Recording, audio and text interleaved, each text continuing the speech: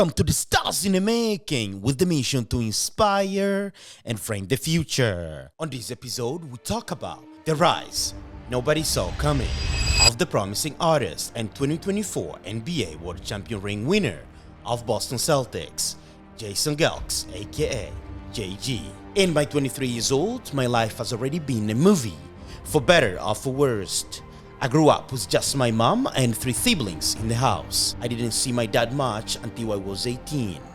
In between that time, my family and I went through one of the most difficult times anyone could go through for someone my age. On this episode, the artist breaks down his story not for sympathy, but to bring hope for those who are going through trials and tribulations, as he does on his songs. He believes no matter how sad your story is, you have to keep fighting because no one cares until you win. Please, let's welcome the star, Jayson Gilkes.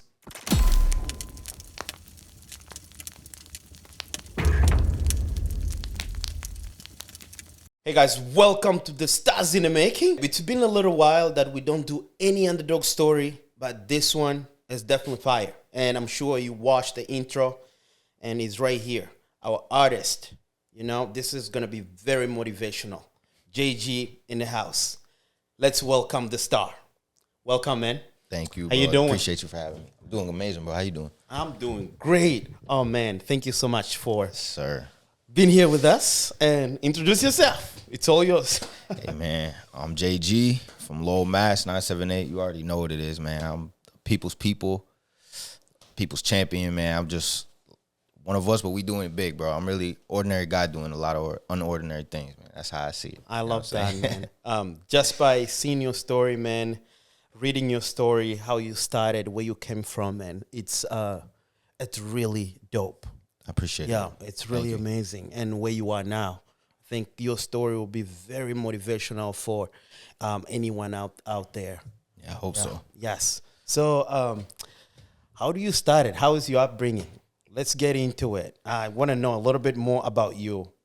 Okay. So, like I said, I'm come from Lowell, Mass. And if you know, then you know. But if you don't, then there's a lot of, like, good and bad that come from Lowell. Unfortunately, there's a lot. I think the thing that hits it the hardest would be drugs. And that took over, like, my family and my life for a while. So I feel like in terms of the story, that's kind of where it starts.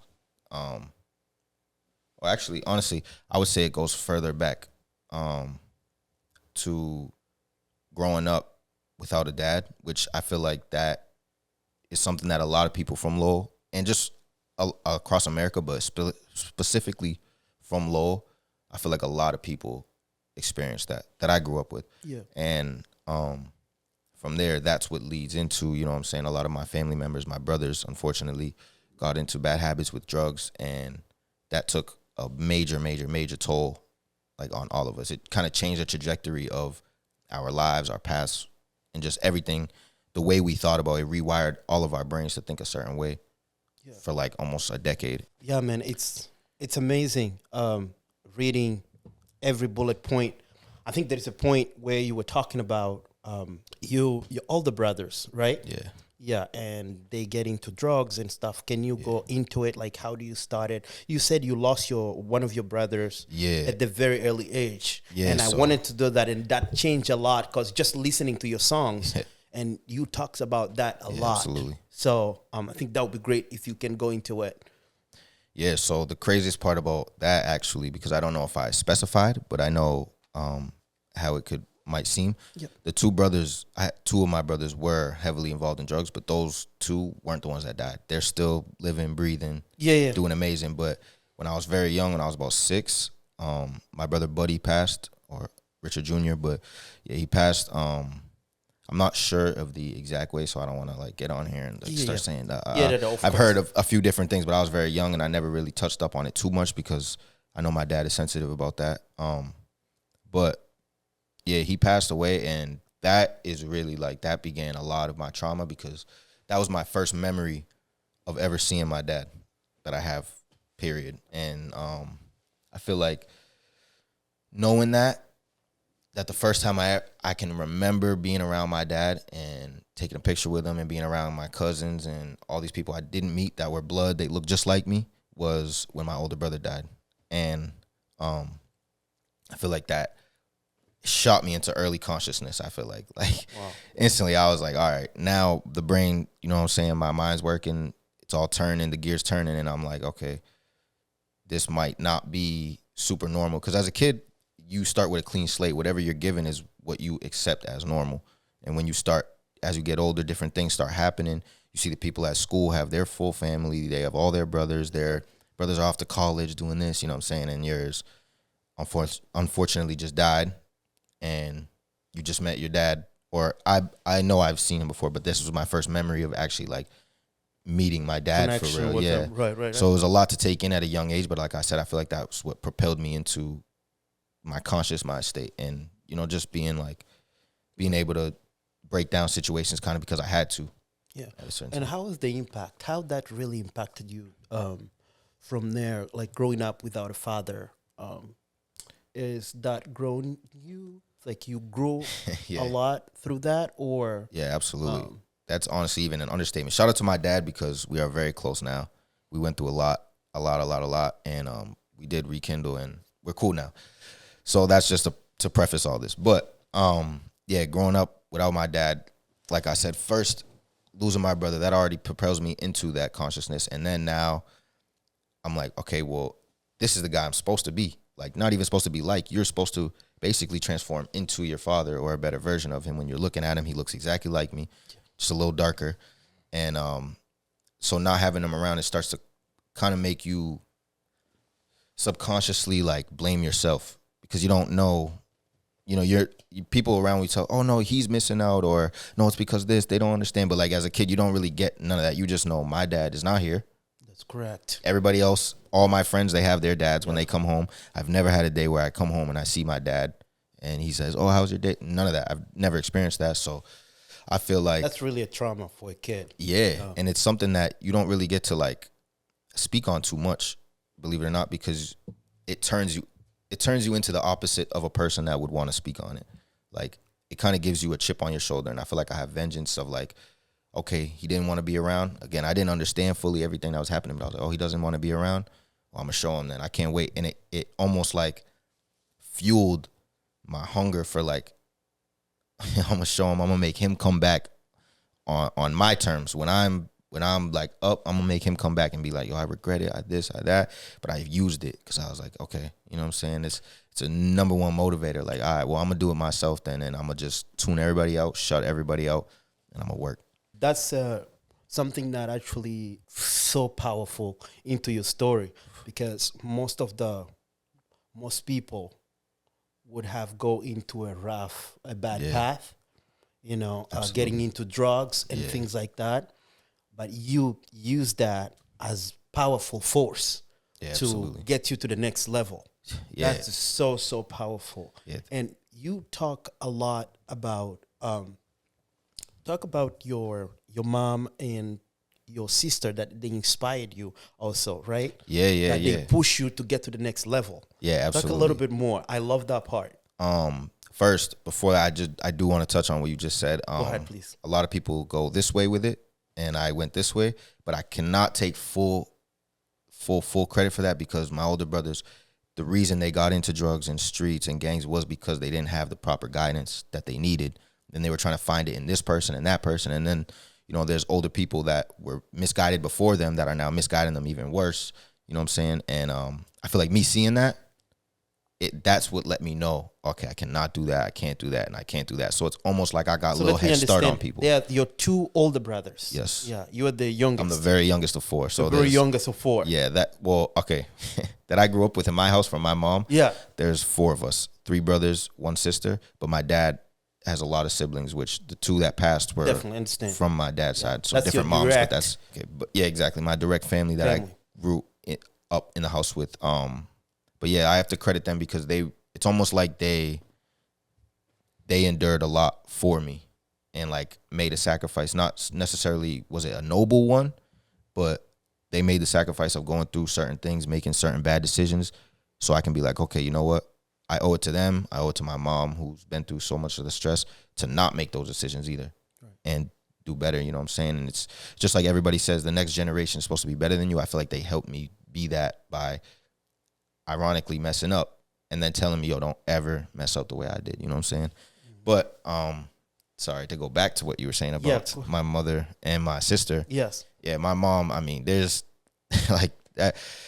I will be here the whole podcast talk about my mom if we really go into it. You know what I'm saying? She's Let's amazing. Summarize it. Yeah, the bullet points. Yeah, she's amazing. She's one of a kind. But she, like, obviously, me not having my father, she didn't have her father's kids around, so she had to do it all on her own. At 18, is when it all started with my brother, and 18 or 21 around there. And since then, I'm now 23 and my brother's now 30. So since then, she's been on her own completely, no help from like parents, friends, my father, nobody. You know what I'm saying? She did it completely on her own. So seeing that, it was just another level of like, number one, I know I have that in me to be able to just handle unimaginable things and keep going and stay strong. And it just gave me another reason, like, okay, she's been doing this for too long. I need to take that pressure off her eventually.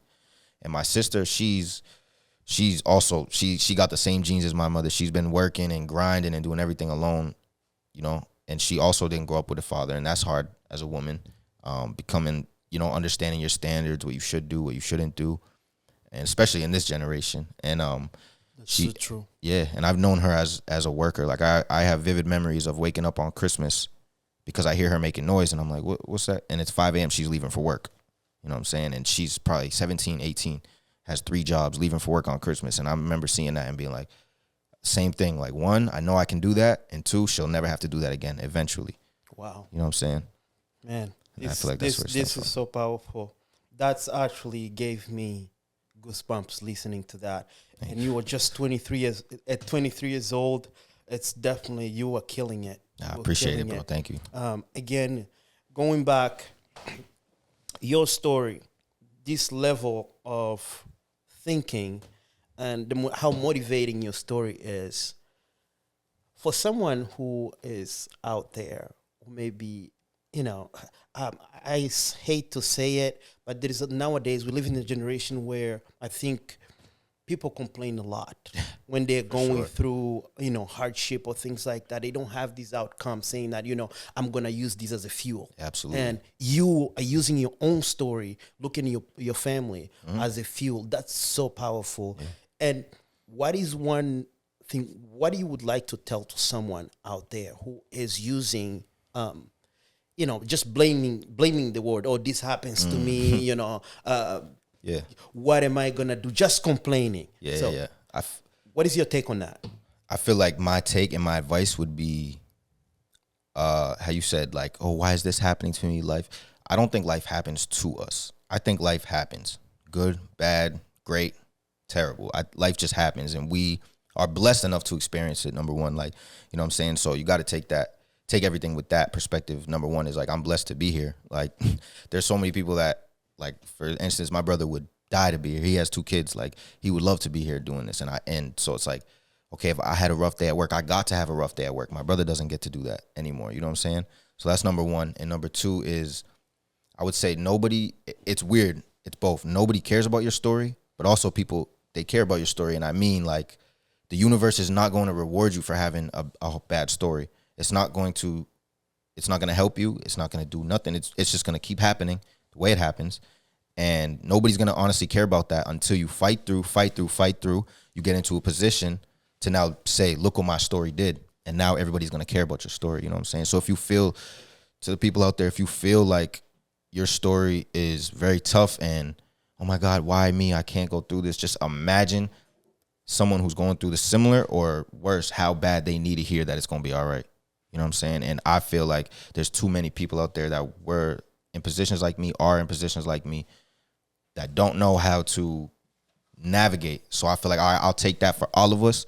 I'll put my story on hold for a while, which is what I did. I just pushed it down, and now I used it. And now I'm in a position where I can go on an amazing podcast like this, you know what I'm saying, and explain that story and show people why it's so important to, like, not hate it. You gotta love it. You gotta love all of it. It created me. It created every bit of you. I think summarizing what you were saying right now, it's so powerful. It's like nobody cares about your story until you win. Yeah, absolutely. If you stay there complaining, oh, why this, why that, good morning. Nobody cares. At all, bro. That's so powerful. Oh, man. Now, let's go. You work with one of the world-class players and champions. Yes. You know, Boston Celtics. Yes, sir. So how do you got to that? Let's get into that.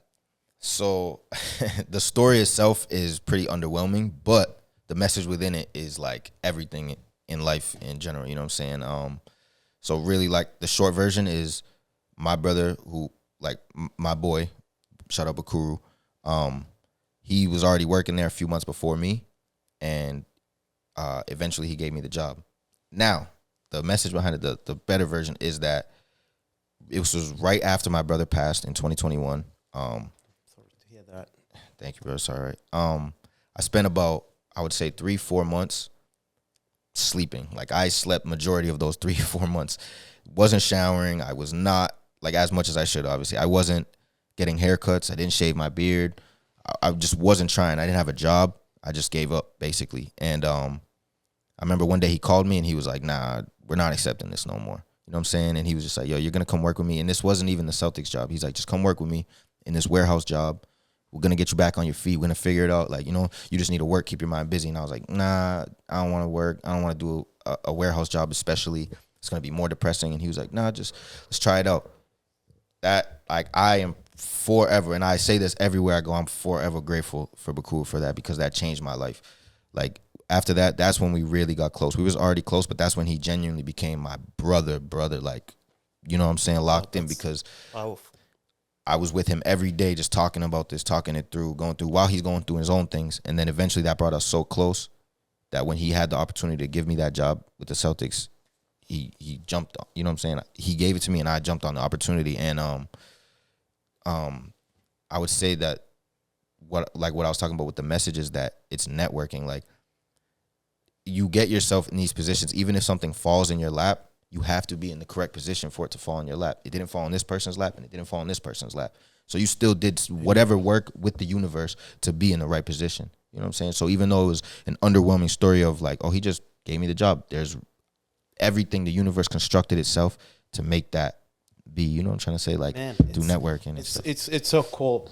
And I was looking up some videos. You work directly with the players. How it's like to talk to these guys. It's like they are world champions. Yeah. NBA. Absolutely. How it's like, you know, having like everyday connections, because, you know, talk to us a little bit more. Like, is there fun or... Yeah, it's amazing. Because you guys have these kind of connections. I was looking up the celebration. Oh yeah, that you guys were having. You guys have so much blast. Yeah. That was one of the craziest days of my life. Still, that was insane. But amazing. Yeah, no, it's an amazing experience. Honestly, they are funny or bro. I would say the number one thing I realized, like, which was it was perfect for like what I'm doing in entrepreneurship, music, anything. I realized they're real, regular people that just are amazing at basketball and get paid really well for it. You know what I'm saying? But you go in there with that mindset of like, oh my God, that's Jason Tatum, that's Jaylen Brown, that's this person, that's that person. But you know what I'm saying? Like, they're regular dudes. They're going to crack the same types of jokes you crack. They came up the same way you did. They just play ball a lot more. They experience life the same way you do. They be on social media the same way we do, looking at the same memes and the same everything, you know what I'm saying? So that's what I feel like that was one of the biggest takeaways from it, was that, they're just regular people, bro. We be having fun there, laughing, joking, you know what I'm saying? Of course, when business is handled, that's when we be having fun, but amazing. Yeah, they're just regular dudes, bro. It's definitely, it's an experience. Yeah. It's an amazing experience. Wow, that's so powerful. It's fun. Any take, you deal with these guys, again, seems like the same question, but dealing with these world-class athletes. Yeah.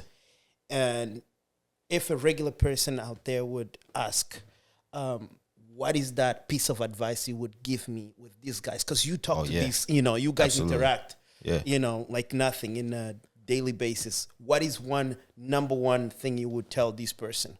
in terms of trying to get to that position, or just being around them, or just curious about just them? like in general, any tiny thing that you would say. I mean, you already said it. For advice, I would just say they are exactly like you. They are you, and you are them. You are it.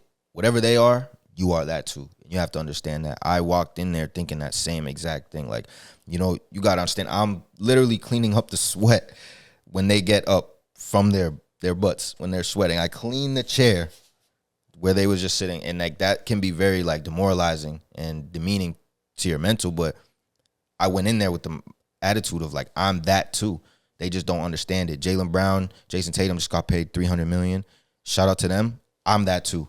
Whatever it takes to get signed for $300 million, I am that too. I might not be as good as at basketball, but I know whatever it is inside their brain, inside their heart, inside whatever that brought them to that caliber of, I'm that too. And I feel like that's what you have to understand. You have to, or you'll never even get close to being in a position like that. That's really cool. And one thing that I wanted to add to that is, I think that's a very powerful point that you just brought up.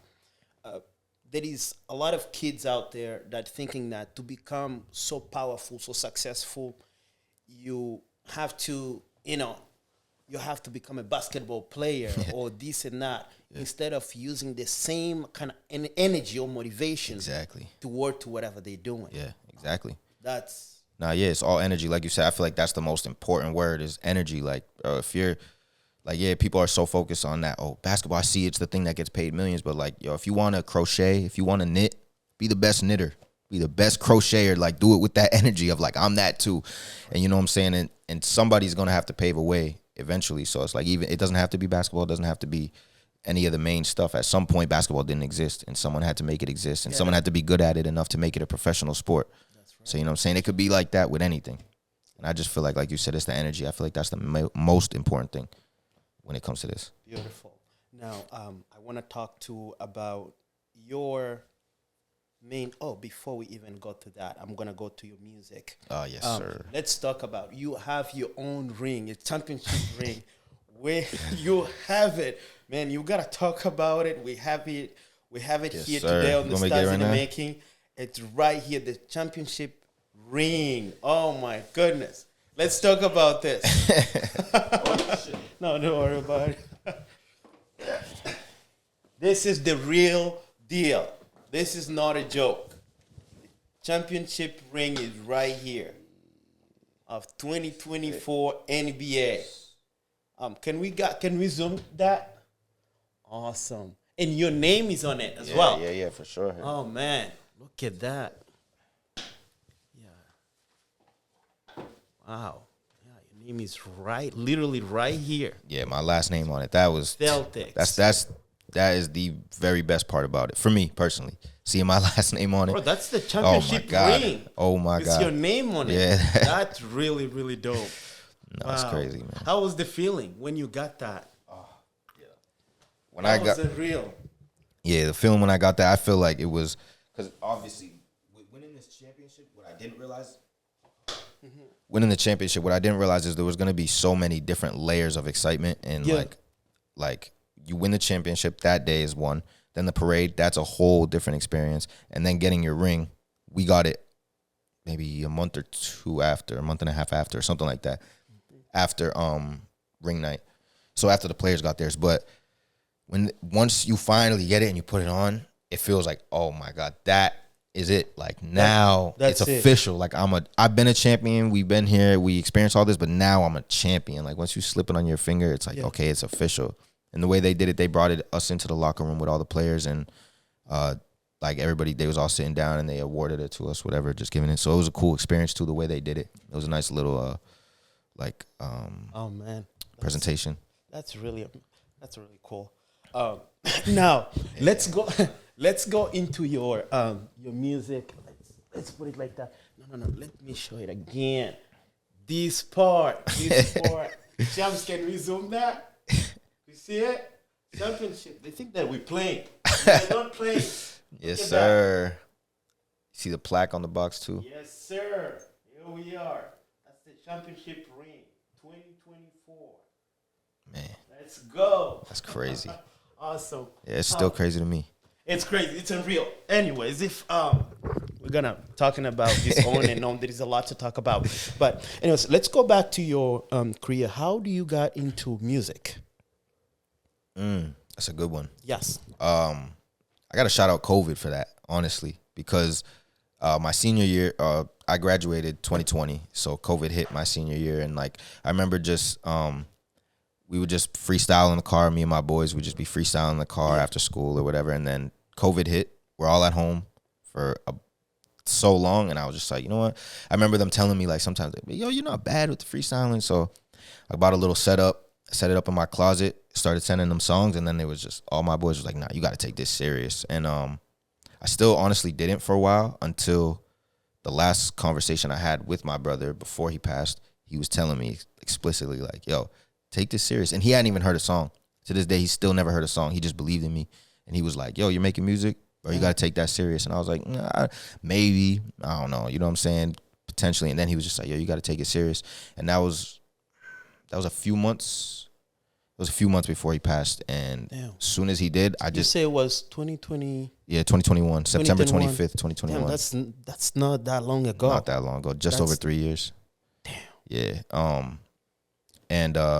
Yeah, so as soon as he passed, it's almost like I knew exactly what I had to do. And just to make it even more like, you know, this death affected everybody, but it just felt like it like spoke to me because he died September 25th and we buried him October 12th, which was the day after my birthday. And he had told me himself for my he said, for your birthday, I'm going to get all the family together. We're going to meet up either your birthday or the day after. We're going to have a cookout, and I'm going to get you to meet all your family because I hadn't met my brothers and I've met my brothers, but there were some of my cousins and my aunts I had not met yet at all. And he did exactly that. He kept his promise, even from the grave. So he literally told me himself on my birthday, we're going to have a cookout. We're going to meet everybody. And he passed 2 weeks before, but he was in Las Vegas, and it was a tragic accident. So it took a while for the transportation, embalming, and all that, and ended up landing right the day after my birthday. And then we went to my dad's house. I met all my family, and it was an amazing day for a horrible reason. But it was you know what I'm saying? It was a great day, and I felt like he had kept his promise with that. So I feel like once I took all that into consideration, it was like, yo, I can't let you down, but you kept your promise. I got to keep mine. You know what I'm saying? He told me to take music serious. I said, maybe. And I was like, I will. And now it's been up ever since, you know what I'm saying? And I haven't even looked back, not even once. Yeah, because listening to your songs, you mention him a lot. And you mention him a lot. And now understanding that firsthand from you, that's really reasonable. There is a powerful reason why. And I know it's a lot. I'm self-aware of that too, but it's I just feel like that's the way I can keep them closest to me. You know what I'm saying? That's definitely reasonable. That's the only way to honor someone. Yeah. One of your songs that I love all your songs, but one of the songs that got really into me, the lyrics are just like spot on. So motivating, you know, is Letting Go. Talk to us about that song. Yeah, so like the lyrics, like you said. Yeah. I mean, just the name itself, Letting Go Freestyle. I didn't write this. There's no hook on it. We were just like, it's really legitimately what I was feeling in that moment. I was going through a lot with my brother's death. I was going through something with a girl that was like, it was hurting me a lot, whatever.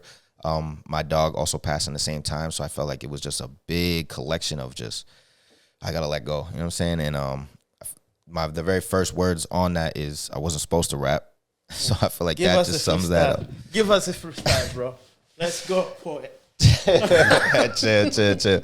Nah, but I'll recite this, right? Yeah. I wasn't supposed to rap. Play with my potential. Now I'm hoping that you listen to my story and realize that I've been holding back. It's too much money in the world to snake my bros for that. We used to dream about making, and now we close to that. You know what I'm saying? Damn. That's how I feel, and I just feel like, it kind of ties in. I'm glad you chose that song out of all of them, actually, because that ties in directly to the meaning of my next project and all the music that I've really been working on lately. It's called Almost Late. Yeah. And I feel like that, like, I wasn't supposed to rap. I was almost late. to everything that I just told you about, all, you know, all the cool experiences you see. I was so close to like missing that because there was a period of time where I just gave up and accepted like that. Like I wasn't supposed to rap. I just accepted that. Yeah, go back to that.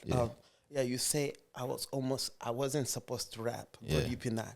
Yeah. So I just shit. Is that has to do with your experiences, like, you know, your upbringing, or? Yeah, so it's I always thought basketball was gonna be my thing. Like I always told myself I would make the league. I didn't expect it like this, but I always told myself I'd be in the league somehow. And so when I finally had to let go of that senior year, the next thing that I seen was music. I always loved music, whatever. And then as I started rapping, I told you, I was like, nah, I don't think I'm gonna do it. Take it serious. It's just fun, whatever. And yeah, it just felt like this wasn't. It just really felt like that wasn't my path, like at all. I don't know. Everybody I had seen rapping had a certain image, talked about certain things that I was trying to get away from, and I just feel like it didn't really make sense for me to rap. And then it would somehow always find me. Like music would just keep coming back and finding me. So it just felt like I wasn't supposed to, but I played with my potential, and now I'm just like, all right, y'all gonna hear my story. You know what I'm saying? Like you're gonna hear everything I went through.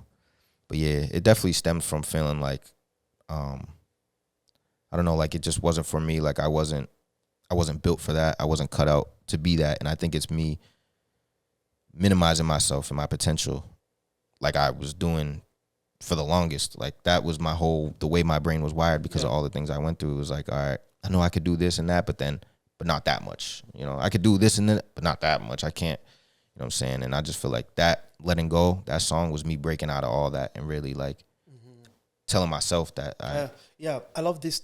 I love this particular song because I think there is a lot of people out there that sometimes, especially like young kids coming up, they see that on TV commercials, whatever, you know, basketball, you know, you can get paid millions, you know, and millions. But sometimes, you know, it's not every guy or out there, every kid is going to be a basketball player. Yeah. You can be 7'4", whatever it is the case may be. You're just not going to make it. Sometimes not everybody's going to make it. It's a fact. That's a very selective team, and it's not that easy. Yeah. You know, most of the times, because you see like there is a lot of competition out there. But just you saying that, letting go, I think that's very powerful. People understanding that if you don't make it, doesn't mean that's the end of the world. At all, but bro. you can focus, find something else, like a different path or something. Absolutely, like that. So that's the main reason. Letting go, this song is so powerful. Yeah, no, I agree 1,000%. Because like I said, even me making music, I had to let go of basketball to even get there. And you know, if this music thing doesn't work out, I know I'm gonna make it with something. Because I will never stop. I literally will never stop this. You know what I'm saying? And I've gotten to that point where I'm able to let go in a healthy way. I'll never give this up. But as soon as it's not for me anymore, I know I'm gonna move on to the next thing. But I won't ever stop. You know what I'm saying? They'll never be able to. Nobody, no force, no. You're gonna have to kill me before this is over with. You know? And even then, we've already pushed the movement too much that it's inevitable. And you're just 23 years old. I think the faster you move to things, you discover things, the better. Yeah. I always tell people to make mistake as fast as possible. Especially this age. Oh my God, that is so important, bro. The fast, the better. If it doesn't work out, I'm gonna move on to this. Doesn't work out, eventually something is gonna click. Yeah, exactly. Yeah. You have to be willing to look stupid doing things. You know what I'm saying? Like, that's right. What do they say? The man who asks a question is a fool for a moment, but the one who doesn't is a fool for life. And it's kind of the same thing with taking chances. Like you might look stupid in the moment, playing in this basketball game or going to tryouts or doing this or that. But I promise you, the one that's sitting there at home as a 40, 50-year-old being like, no, I could have done that. He looks way dumber than you did that one day that you forgot about because you made it here, there. You know what I'm saying? And that's just how I see it. Like I'll never, you know what I'm saying? You got to be okay with it. That's so cool. That's so powerful, man. And now, what is the upcoming project for you? Yeah, so Almost Late. I have it planned to be dropping around late March, possibly early April. 2025. Yes, sir. Yes. Awesome. Honestly, it's coming up very fast. But yeah, I just shot the cover art for it yesterday, and it involves the ring. But yeah, it's basically just everything that we've been talking about. Yeah. Just the point of this is that like I was almost all the decisions I was making to keep myself back, I was so close to missing so many opportunities, because the moment that I decided to make a switch and really lock in and like invest in myself, not just with money, but with time, effort, and positive thoughts, the moment that I did that, everything switched. Oh my God, it felt like the train took off, and I felt like me making that switch was me stepping in and the doors closed right after me and then took off. And I'm seeing amazing things. I'm feeling amazing things. Like, I didn't even think it was possible for me to be this happy in life at one point. You know what I'm saying? And it's because of the way that I treated myself mentally before anything. And I feel like doing that is what made me almost late to all these blessings. So I feel like that's just the main thing of the whole project. That's the meat of it, is that right there. I know. Yeah. Just, I want to go, you touched a very powerful point again. How is important in your journey to be positive? You talk about being positive. Oh my God. And that's so powerful. Talk to us a little bit more. I swear to God, it is the most important thing. The most, like, absolutely the most important thing you can ever do for yourself is being positive. Life is going to happen, like we talked about, and it honestly has a pretty fair balance of negative and positive, whether you think so or not. Everything has an equal and opposite. Every reaction has an equal and opposite. Every action has an equal and opposite reaction, meaning every bad has a good just as good. You know what I'm saying? Even if it's not the next day or at the same time, even if it's 10 years later, it's going to balance itself out. And the way you tip the scale is by how you think. You know what I'm saying? And so it's always going to be negative and positive. It's always going to be right here. But if you think negatively, then that's your life. If you think positively, then that's your life. So I feel like that is just, it's changed so much for me. And positivity does not mean being happy, because I'm not happy all the time. I go through a lot of things, but I would just make sure that the physical energy I put out is always going to be positivity, because that's the only thing I'm allowing for me to like recognize. So when it comes back to me, I'm not even going to see negative things. You know what I'm saying? Someone could be yelling at me in traffic, but I've been so positive today that I'm just going to laugh and be like, yeah, have a good day, brother. And you know what? I bet money he's going to be like, damn, why was I being so rude to this guy? He just said, have a good day, bro. Now I'm mad. He's probably mad that you didn't give back into that. And you know he's going to go home, and I bet he's going to be more positive, you know what I'm saying? Or he's going to think about it at the very least. And I just feel like positivity, it changes everything. It literally changes everything. Everybody is more liable to be positive to you, the universe included, when you put that out. Get what you give. You know what I'm saying? That's so powerful. Yeah. Man, I love this episode. I love the episode. Me too. Yeah, we are at the very end. Oh, yeah. Do you have any other shout out to send to someone out there, and your label or something like that? Yeah, man. First, shout out to my team. I got the best team in the world. Honestly, realistically, I have the most amazing team in the world. I would not be anywhere close to where I am or where I'm going without my team. Shout out Chris, Jency, Drew, Lex, Bakuru, Reese, all you guys, bro. Shout out to every single one of y'all, man. Like, I couldn't do it without y'all. And there's so many people that I can't even, like, but that is the main thing. I just want to shout out my team. Shout out Lowell. Shout out any kid that is lonely, going through this, going through that, and feeling like they can't, bro. I promise you, like, and you might be hearing this and not taking my advice because, oh, who is he? But I promise you, like, I'm not supposed to be anybody like big or doing amazing things. Like, I was at a disadvantage on my come up, and bro, just see it through, please. Get you a good team, see it through. Don't ever quit. Do not ever stop. That's so cliche, but do not ever stop, bro. Please. That's all I gotta say. Oh man, you're amazing. I love that. Thank you, brother. Thank you so much for being in the Stars in the Making. Absolutely, bro. I appreciate you guys for having me. Are definitely a star, and you are always welcome to the Stars in the Making again. I always come back whenever. That's right. Thank you so much. And as he said, be positive. Don't scan for any negativity. Be positive. No matter where you are, no matter what the situation may be positive. So, my name is Ricardo, and this is the Stars in the Making. I hope you love it, and be great. We out. Yes, sir. That's it. Oh, man. Bro. I appreciate you. This was amazing. Thank you, bro.